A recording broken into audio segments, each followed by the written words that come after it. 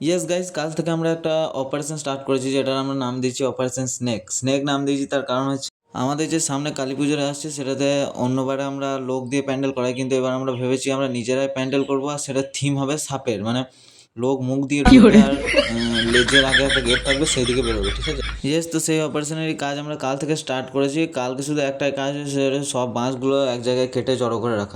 তারপর আর কোনো কাজ করিনি, তার কারণ কাল আমাদের মহোৎসব ছিল এই গ্রামে। লক্ষ্মী পুজোর সেকেন্ড দিন, কালকে লক্ষ্মী পুজো উপলক্ষে মহোৎসবটা ছিল, সেই জন্য সন্ধ্যেবেলাতে এখানে এসে বসছিলাম হালকা করে। আর দেখতেই পাচ্ছ যে এখানে নাচার জন্য বড় বড় ডান্সারদের ভাড়া করে আনা হয়েছে, তো তারাই নাচে, কি আর করবে। তারপর সমস্ত কিছু রান্না কমপ্লিট করা হয়ে গেলে খেতে বসানো হয়। এটা হচ্ছে ফার্স্ট ব্যাচ। ফার্স্ট ব্যাচে আমরা বসিনি, তার কারণ হচ্ছে আমরা তখন ছিলামই না, অনেকটা লেটে এসেছি।